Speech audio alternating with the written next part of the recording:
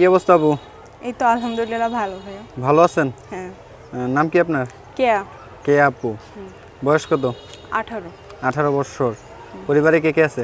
পরিবারে আম্মু আছে, ছোট ভাই আছে আর আমিও আছি। আর আব্বু সে মানে অনেক ছোট থাকতে অন্য একটা মেয়ের সাথে মানে তাকে বিয়ে করে নিয়ে সে ভারতে চলে গেছে। সে আর আমাদের কোনো খোঁজ খবর নেয় না। কত বছর আগে? তাও 5-6 বছর। 5-6 বছর আগে। তো বর্তমানে আপনার পরিবার কিভাবে চলতেছে? পরিবার অনেক অভাবে কষ্টে চলতেছে ভাইয়া। মা মানুষের বাসায় কাম করে, আমি বাসায় থাকি। আম্মুটারও বয়স হয়েছে, আম্মু অসুস্থ।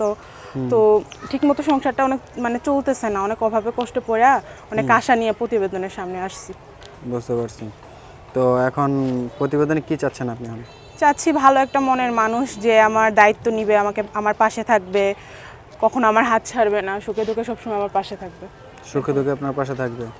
তো কি দেশের ছেলে চাই না প্রবাসী ছেলে চাই? যেইখানেই হোক ভাইয়া, কপালে যেইখানে আছে সেইখানেই তো যাইতে হবে।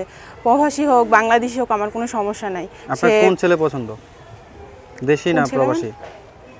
এখন পছন্দ দুনো জায়গায়, যেখানে কপালে থাকবে। আমার এটা পছন্দ দিয়ে কথা না ভাইয়া, কপালে যেখানে থাকবে সেইখানেই যাইতে হবে, সমস্যা নাই। আমার যেইখানে আল্লাহ রিজিক লেখছে ওইখানেই আমার আল্লাহ পাঠাইবে। আর প্রবাসী হোক বাংলাদেশি হোক তাতে আমার কোনো সমস্যা নেই।